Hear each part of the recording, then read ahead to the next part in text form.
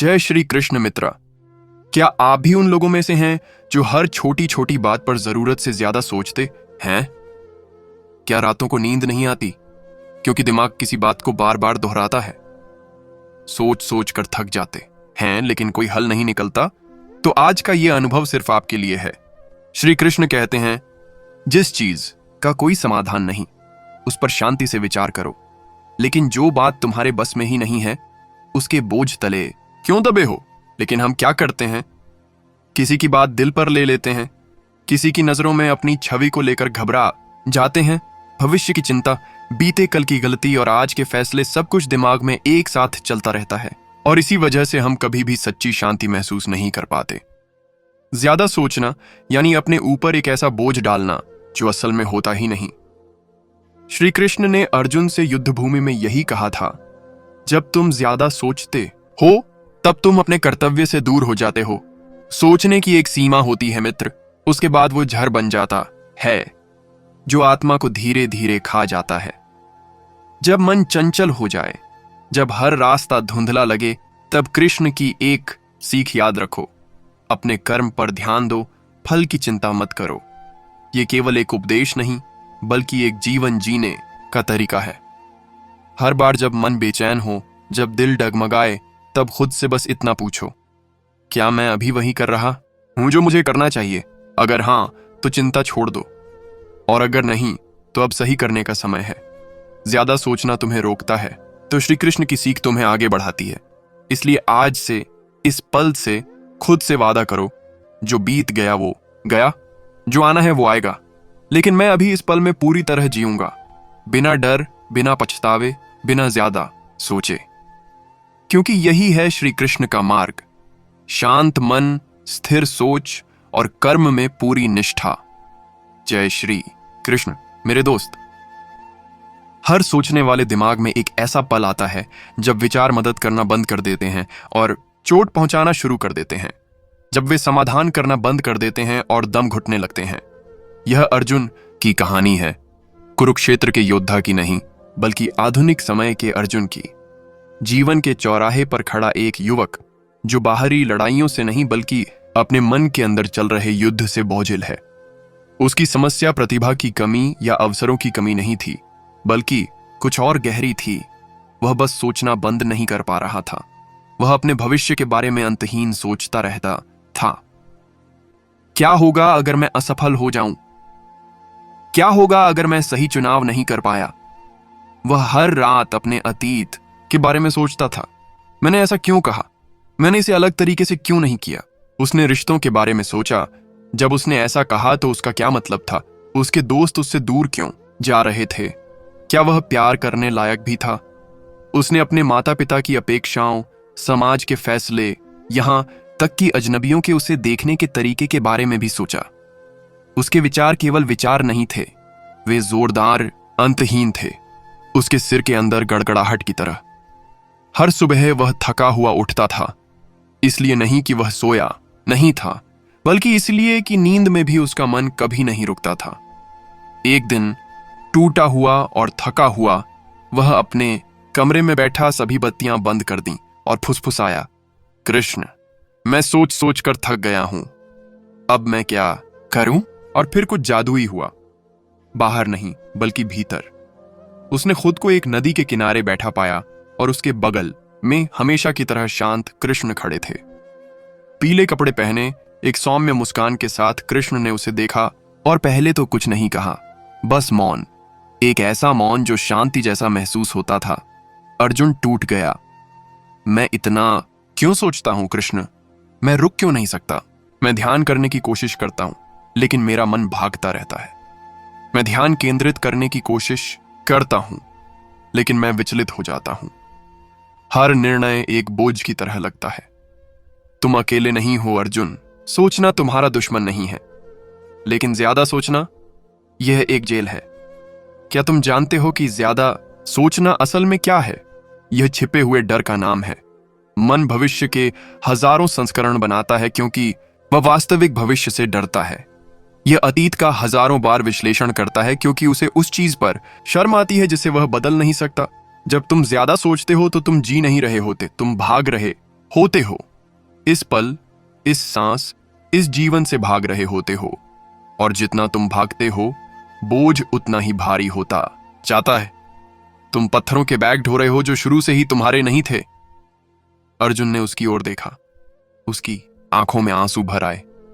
लेकिन कृष्ण, क्या सोचना जरूरी नहीं है? मैं कैसे निर्णय लूं? मैं गलतियों से कैसे बचूं? कृष्ण ने सिर हिलाया। हां, सोचना जरूरी है, लेकिन भोजन की तरह। आप केवल वही खाते हैं जो आपको पोषण देता है। अगर आप लगातार खाते रहेंगे तो आप बीमार हो जाएंगे। उसी तरह आप सिर्फ समझने और कार्य करने के लिए ही सोचते हैं। जिस क्षण आप कार्य से परे सोचते हैं, आप संभावनाओं के सागर में डूबने लगते हैं। जीवन हल करने के लिए नहीं है अर्जुन, इसे जीने के लिए है। आप इसे गणित के समीकरण की तरह हल करने की कोशिश कर रहे हैं, लेकिन यह एक नृत्य है। जब आप नृत्य करते हैं तो आप हर कदम के बारे में नहीं सोचते, आप इसे महसूस करते हैं। आप बहते हैं, आप समर्पण करते हैं, आप जाने देते हैं। अर्जुन चुपचाप बैठा रहा, हर शब्द को ऐसे सुन रहा था जैसे उसकी आत्मा कुछ भूली हुई याद कर रही हो।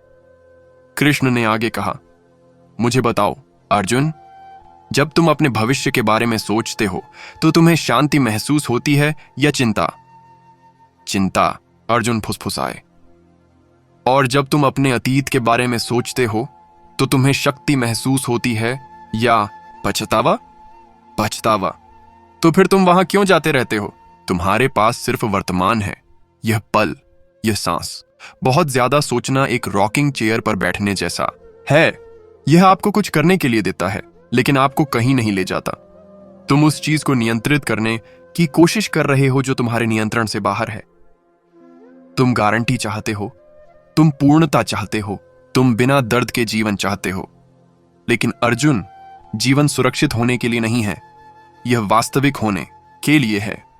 और वास्तविक जीवन अज्ञात से भरा है। बुद्धिमान व्यक्ति अज्ञात से नहीं डरता, वह खुली आंखों और शांत हृदय से उसमें चलता है। अर्जुन ने नदी की ओर देखा, इसे अंतहीन रूप से बहते हुए देखा। कृष्ण खड़े हुए और पानी की ओर चल पड़े। यह नदी देख रहे हो? उसने पूछा। यह बिना जाने बहता है कि यह कहां समाप्त होगा। यह सोचना बंद नहीं करता, क्या होगा अगर आगे कोई चट्टान हो? यह बहता है, यह भरोसा करता है। नदी की तरह बनो अर्जुन, अपने विचारों को गुजरने दो, लेकिन उनके जैसा मत बनो। उन्हें देखो, लेकिन उन्हें पकड़ो मत। तुम्हारा मन एक आकाश है, विचार सिर्फ बादल हैं। उन्हें आने दो, उन्हें जाने दो। तूफान में अपना घर मत बनाओ। अर्जुन की आंखें चौड़ी और मौन थीं। उसके अंदर कुछ बदल रहा था। कृष्ण वापस चले आए और उसके पास बैठ गए। तुमने कहा कि तुम थक गए हो, तो आराम करो। अपने बिस्तर पर नहीं, बल्कि अपने अस्तित्व में, मुझ में आराम करो। अपनी आंखें बंद करो और जब भी तुम्हारा मन चिल्लाए, मेरे पास वापस आओ। मूर्तियों के माध्यम से नहीं, मंदिरों के माध्यम से नहीं, बल्कि विश्वास के माध्यम से। याद करो, जब तुम बच्चे थे तो तुम बिना सोचे समझे अपने पिता की बाहों में कैसे कूद गए थे। यह समर्पण है, यह विश्वास है, यह स्वतंत्रता है। सोचने से तुम मुक्त नहीं हो जाओगे अर्जुन, विश्वास करेगा। हवा धीरे धीरे बह रही थी।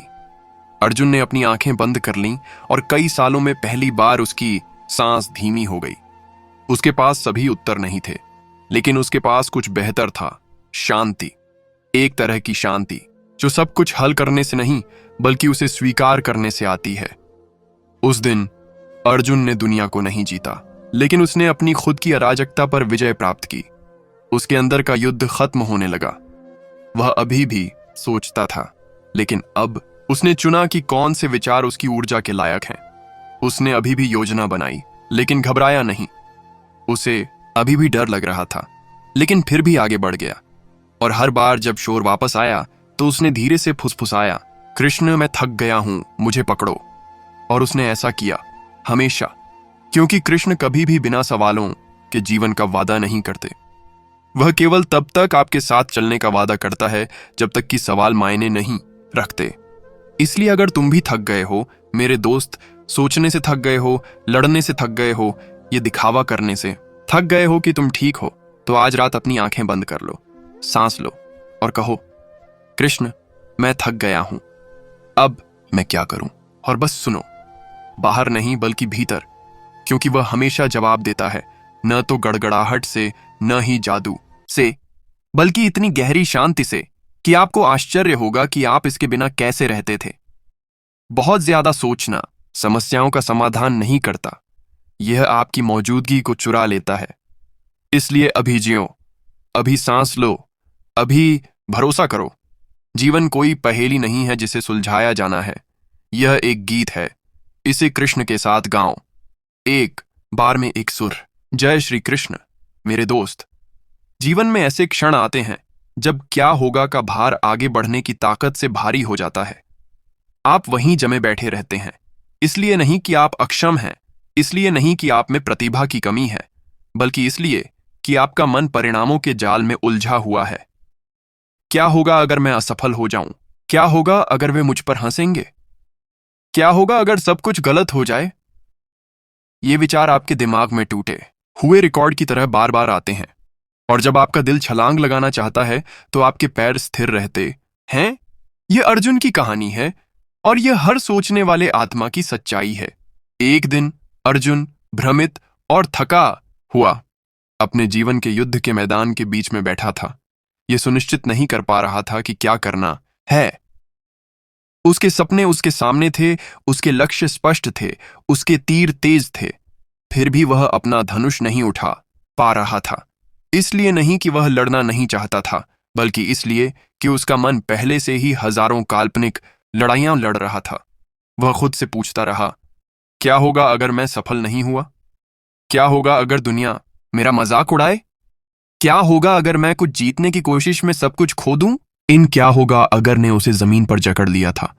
और फिर कृष्ण, हमेशा की तरह शांत, उसे देखा, क्रोध से नहीं, निर्णय से नहीं, बल्कि किसी ऐसे व्यक्ति की कोमलता से जिसने हर इंसान के दिल में इस संघर्ष को देखा है।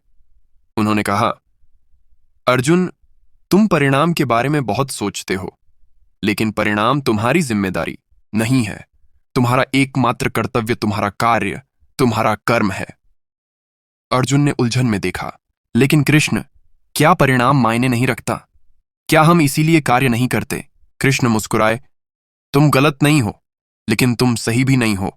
जिस क्षण तुम केवल परिणाम के लिए कार्य करते हो, तुम अपने कार्य की शुद्धता खो देते हो। तुम डर, हताशा, लालच से काम करना शुरू कर देते हो।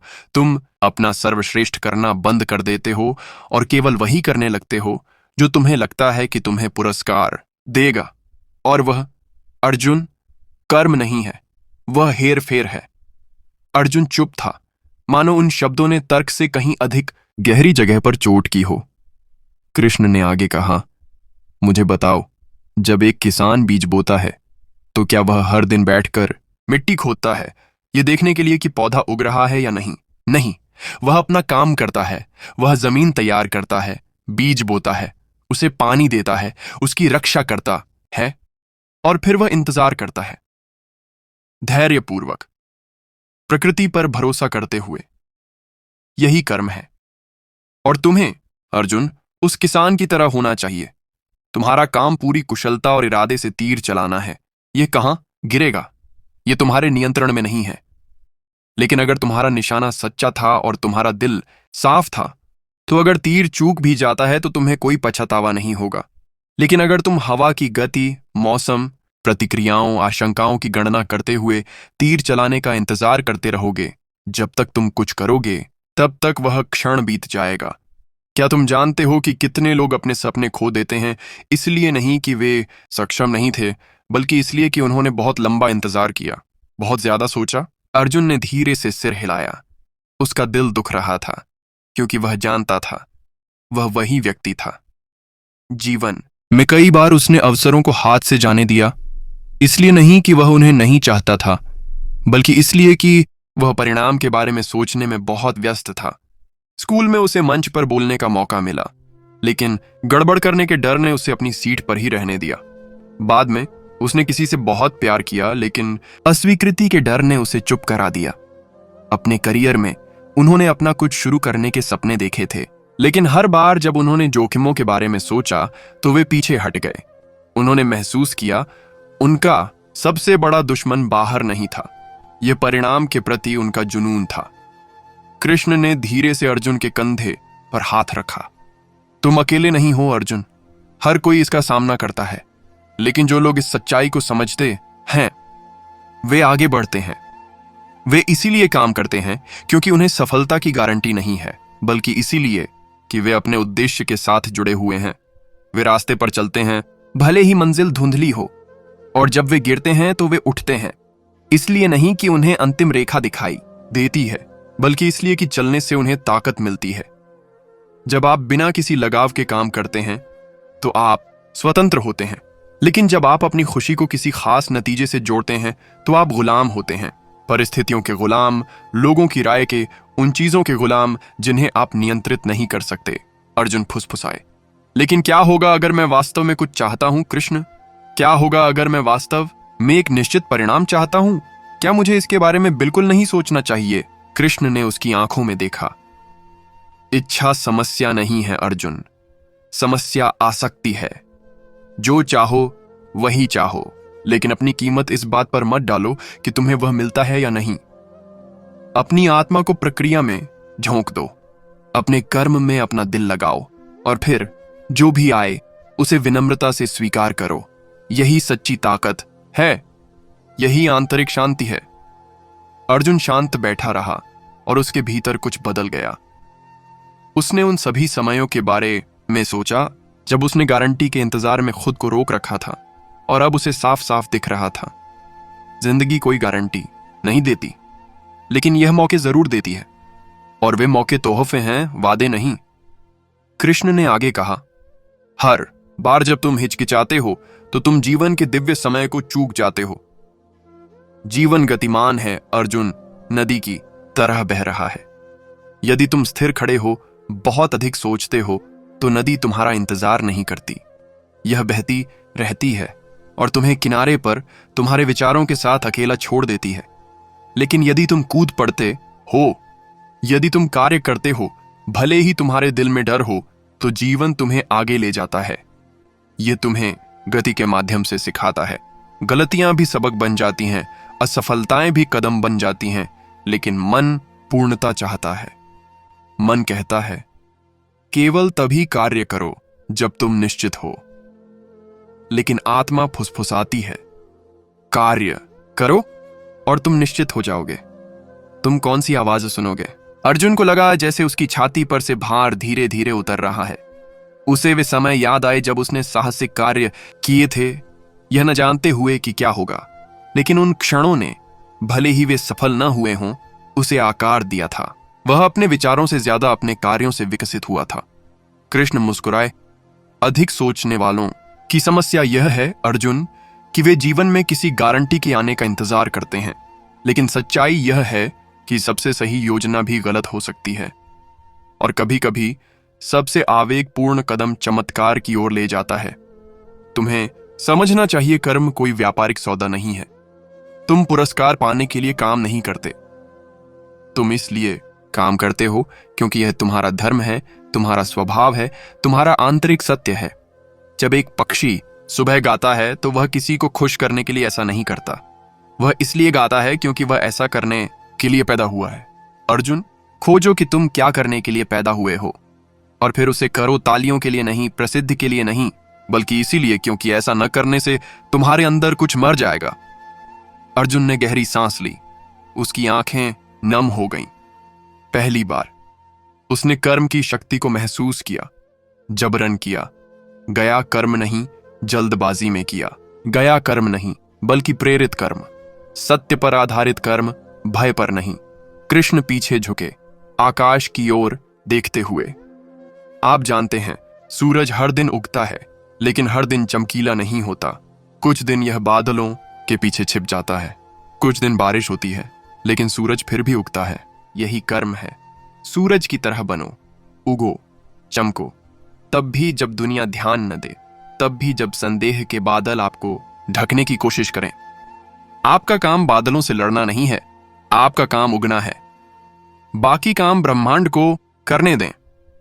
अर्जुन मंद मंद मुस्कुराया। उसके पास अभी भी सभी उत्तर नहीं थे, लेकिन अब उसके पास कार्य करने का साहस था, आगे बढ़ने का, शुरू करने का। वह धीरे से खड़ा हुआ, कृष्ण की ओर देखा और कहा, मैं कार्य करूंगा कृष्ण। इसीलिए नहीं कि मुझे पता है कि क्या होगा, बल्कि इसीलिए कि मुझे करना ही होगा, क्योंकि स्थिर खड़े रहना किसी भी विफलता से कहीं अधिक दुख देता है। कृष्ण ने सिर हिलाया, मैं बस यही सुनना चाहता था। और उस दिन अर्जुन ने केवल युद्ध की तैयारी नहीं की, वह युद्ध बन गया। तलवारों और बाणों का नहीं, बल्कि इरादे और भरोसे का योद्धा। और आप मेरे दोस्त जो आज ये सुन रहे हैं, आप युद्ध के मैदान में नहीं हो सकते हैं, लेकिन आपके जीवन में अपने युद्ध हैं। सही परिस्थितियों का इंतजार मत करो, परिणामों के डर से खुद को मत रोको, लोगों की राय को, अपनी अंतरात्मा की आवाज को चुप मत होने दो। कार्य करो, कोशिश करो, गिरो, सीखो, उठो, दोहराओ, क्योंकि कर्म सही होने के बारे में नहीं है, यह सच होने के बारे में है। और जब आप सत्य के साथ चलते हैं तो गलत रास्ते भी आपको घर ले जाते हैं। इसलिए आज यह मत पूछिए कि क्या होगा, पूछिए मुझे अब क्या करना चाहिए, और उसे कीजिए।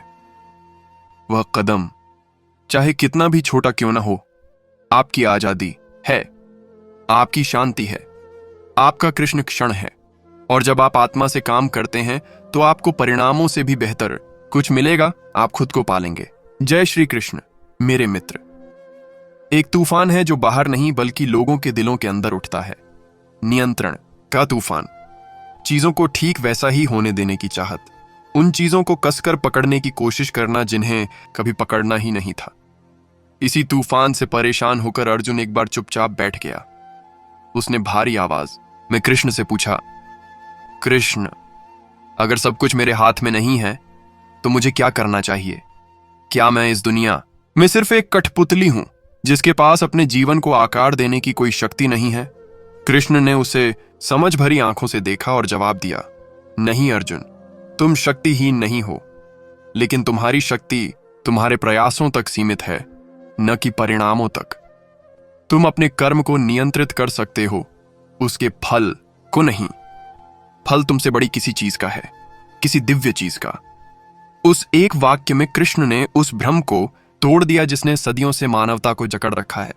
ये भ्रम कि अगर हम बस काफी मेहनत करें, काफी देर तक सोचें, काफी गहराई से चिंता करें तो हम अपने आसपास की हर चीज को नियंत्रित कर सकते हैं।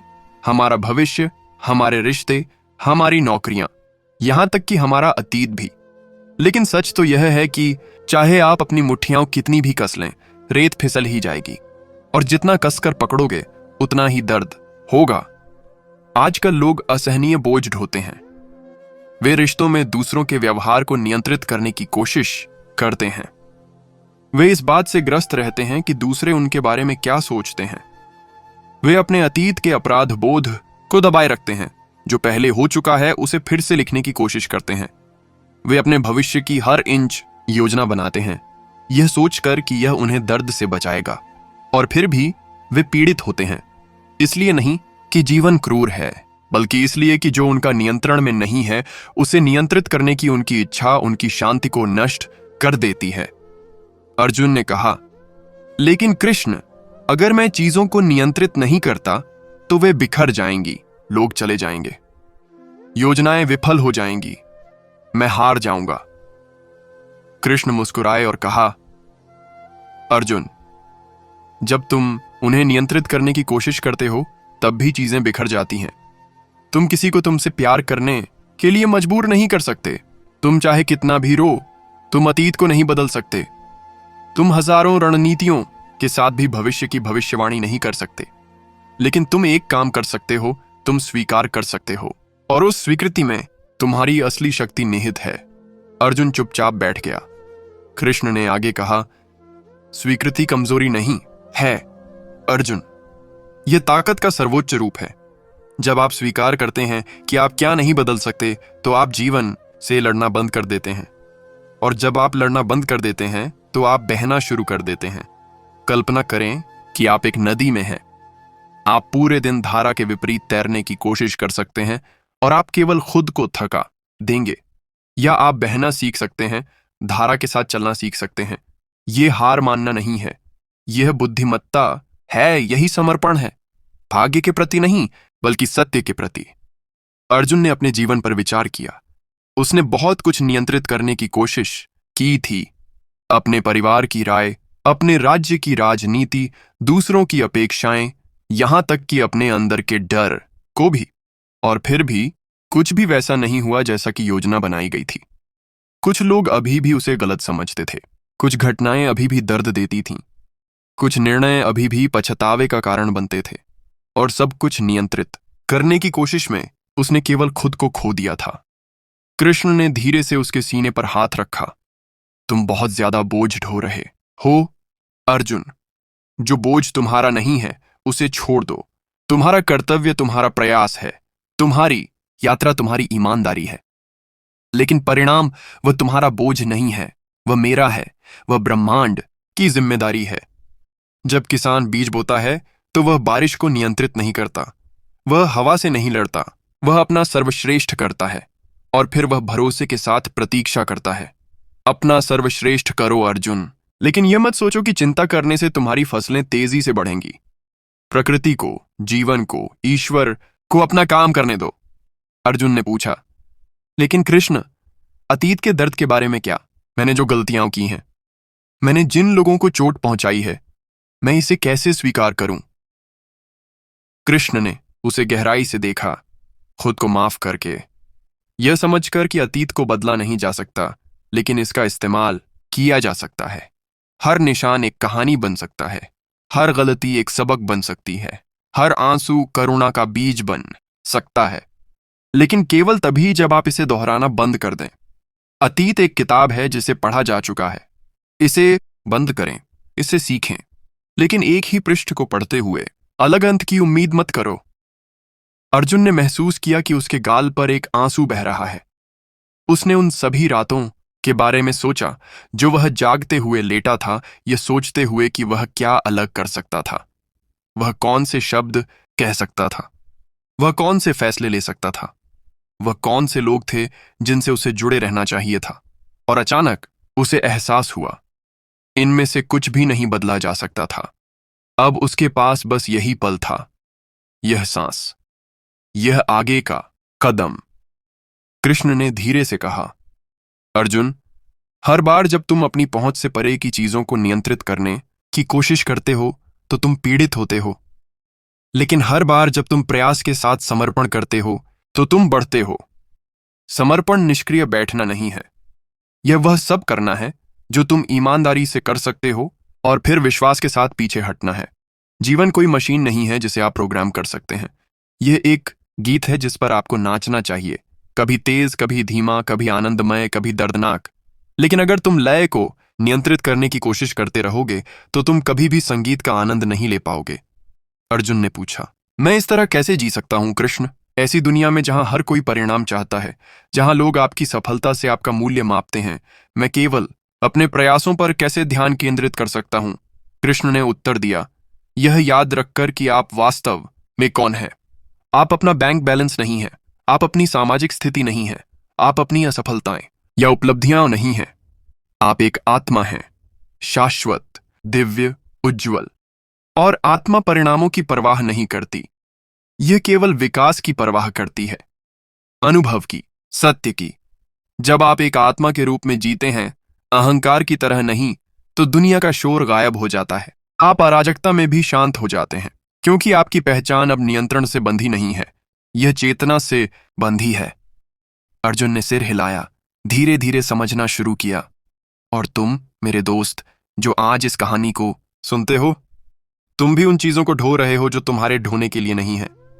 शायद यह टूटे हुए रिश्ते का दर्द हो, या छूटे हुए अवसर का पछतावा हो, या अनिश्चित भविष्य की चिंता हो। लेकिन खुद से पूछो, क्या तुम वाकई इसे नियंत्रित कर सकते हो? क्या तुम्हारी चिंता इसे बदल सकती है? अगर जवाब नहीं है तो इसे छोड़ देने का समय आ गया है। छोड़ दो, हार मानकर नहीं बल्कि उठकर, जीवन पर थोड़ा और भरोसा करके, गहरी सांस लेकर और यह कहकर, मैंने अपना सर्वश्रेष्ठ किया और अब मैं बाकी को छोड़ता हूं। यह असफलता नहीं है, यह विश्वास है, यह स्वतंत्रता है। तो आज उस बोझ को छोड़ दो, हर विवरण को नियंत्रित करने की जरूरत। वह आवाज जो कहती है, जब तक सब कुछ सही नहीं होगा मैं खुश नहीं रह सकता। जीवन कभी भी सही नहीं होना चाहिए था। इसे जीना चाहिए था पूरी तरह से, ईमानदारी से, वर्तमान में। और जब आप स्वीकार करते हैं कि आप क्या नहीं बदल सकते हैं, तो आपके पास आखिरकार वह बदलने की जगह होती है जिसे आप बदल सकते हैं। आपके विचार, आपका कर्म, आपके विकल्प, यही असली शक्ति है। कृष्ण ने अर्जुन को जो शक्ति दी थी, अब जो शक्ति आपको दी जा रही है, क्या आप इसे लेंगे? जय श्री कृष्ण मेरे दोस्त। हर आत्मा की यात्रा में एक ऐसा क्षण आता है जब कुछ भी समझ में नहीं आता, जब मन बेचैन होता है, दिल भारी होता है और आगे का रास्ता संदेह के कोहरे में खो जाता है। अर्जुन ने खुद को ऐसे ही क्षण में पाया। सभी पाठों, अंदर और बाहर की सभी लड़ाइयों के बाद भी अभी भी एक खालीपन था जिसे वह समझा नहीं सकता था। वह कृष्ण की ओर मुड़ा और फुसफुसाया, कृष्ण, मुझे अब कुछ भी समझ में नहीं आता। सब कुछ अधूरा, टूटा हुआ, बिखरा हुआ लगता है। यहां तक कि मेरा खुद का होना भी एक पहेली की तरह लगता है जिसे मैं सुलझा नहीं सकता। उसकी आवाज कांप उठी, उसके कंधे झुक गए। महान योद्धा जो कभी ऊंचा खड़ा था, अब एक खोए हुए बच्चे की तरह लग रहा था। कृष्ण पहले तो कुछ नहीं बोले। वे आगे बढ़े और धीरे से अर्जुन को गले लगा लिया, उसे थाम लिया। एक शिक्षक के रूप में नहीं, एक भगवान के रूप में नहीं, बल्कि एक दोस्त के रूप में। एक ऐसे व्यक्ति के रूप में जो आपकी ताकत को देखता है और आपकी कमजोरियों को प्यार से संभालता है। और उस पल में अर्जुन रो पड़ा, शर्म के आंसू नहीं, बल्कि समर्पण के। कृष्ण, मैं हार मानता हूं। मुझे नहीं पता कि क्या सही है, क्या गलत। मुझ में कोई ताकत नहीं बची है। मेरे विचार उलझे हुए हैं, मेरा दिल थक गया है। मैं वह अर्जुन नहीं रहा जो मैं हुआ करता था। कृष्ण ने धीरे से मुस्कुराते हुए अपने हाथों को अर्जुन की पीठ पर टिका दिया। तो अब तुम मुझे खोजने के लिए तैयार हो। तुमने हमेशा सब कुछ खुद ही हल करने की कोशिश की। तुमने सोचा कि तुम्हें हर बोझ उठाना है, हर युद्ध लड़ना है, हर जवाब खोजना है।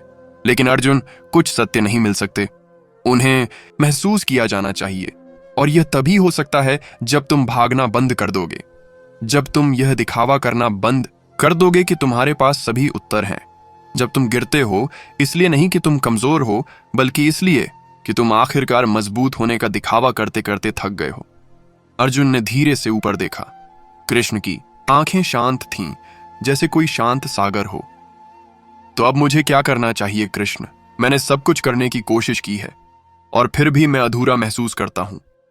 कृष्ण ने धीरे से अर्जुन के सीने को छुआ और कहा, सब कुछ मुझे दे दो।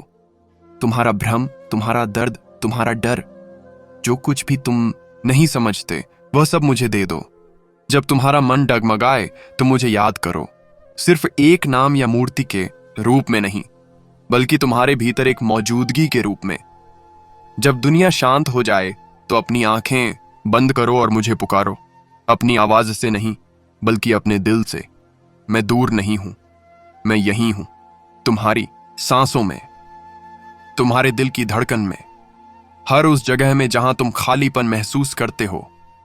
मैं वो मौन हूं जो सुनता है, वो रोशनी जो कभी नहीं जाती। अर्जुन ने अपनी आंखें बंद कर लीं, पहली बार, सोचने के लिए नहीं, बल्कि महसूस करने के लिए। उसे हर पल याद आया जब कृष्ण उसके साथ खड़े थे, सिर्फ युद्धों के दौरान ही नहीं, बल्कि हंसी में, खाने में, लंबी सैर में, मौन के क्षणों में। और उसने महसूस किया, कृष्ण कभी गए ही नहीं थे, सिर्फ अर्जुन ही था जो बाहर देखता रहा, शोर में, भीड़ में, उपलब्धियों में, जीत में।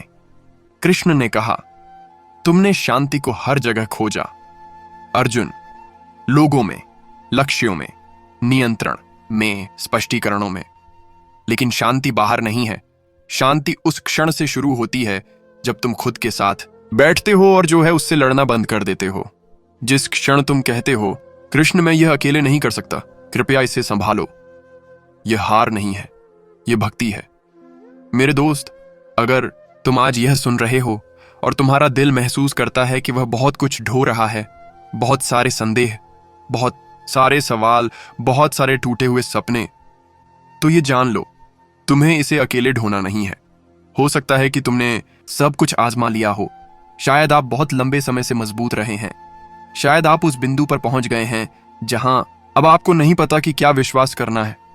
यह ठीक है, क्योंकि अब आप तैयार हैं। सब कुछ पता लगाने के लिए नहीं, बल्कि सब कुछ छोड़ देने के लिए तैयार हैं। आत्मसमर्पण करने के लिए, कमजोरी के रूप में नहीं, बल्कि वापसी के रूप में। उसके पास वापसी जो हमेशा इंतजार कर रहा था। कृष्ण आपसे परिपूर्ण होने के लिए नहीं कहते हैं, वह आपसे सभी उत्तरों को जानने के लिए नहीं कहते हैं। वह आपसे केवल उन्हें याद रखने के लिए कहते हैं, खासकर जब आपका मन हिलता है, जब आपकी दुनिया बिखर जाती है, जब आपकी आत्मा अकेला महसूस करती है। बस उन्हें याद रखें, और वह आएंगे, हमेशा जोरदार चमत्कारों के साथ नहीं, लेकिन कभी कभी शांत गर्मजोशी के साथ। आपके तूफान में अचानक शांति, आपकी खामोशी में एक फुसफुसाहट, एक अजीब ताकत जिसके बारे में आपको पता नहीं था कि आपके पास है। एक दोस्त जब आपको लगता था कि किसी को परवाह नहीं है। अर्जुन ने सीखा कि समर्पण अंत नहीं है। वह आपको याद दिलाता है कि आपकी कीमत कभी भी आपकी जीत में नहीं थी, बल्कि आपके दिल में थी। और वह दिल, चाहे कितना भी टूटा हुआ क्यों ना हो, उसका घर है। इसलिए आज अकेले लड़ना बंद करो, वह ढोना बंद करो जो कभी अकेले ढोने के लिए नहीं था। बैठ जाओ, अपनी आंखें बंद करो और कहो, कृष्ण, मैं थक गया हूं, मुझे तुम्हारी जरूरत है। और महसूस करो कि दिव्य गर्मी एक कंबल की तरह तुम्हारी आत्मा को ढक रही है। महसूस करो कि तुमने जो आंसू रोके थे वे आखिरकार गिर गए, कमजोरी से नहीं, बल्कि समर्पण से। महसूस करो कि तुम उसकी बाहों में पिघल रहे हो, उस असीम प्रेम में जो तुम्हारे सत्य के अलावा और कुछ नहीं चाहता। मेरे दोस्त, यही अंतिम शिक्षा है। जब तुम्हारा मन डगमगाता है, जब कुछ भी समझ में नहीं आता, तो कृष्ण को याद करो। दुनिया से भागने के लिए नहीं, बल्कि अपने केंद्र पर लौटने के लिए, क्योंकि उसे याद करने में तुम खुद को याद करते हो, और यहीं से सच्ची शांति शुरू होती है।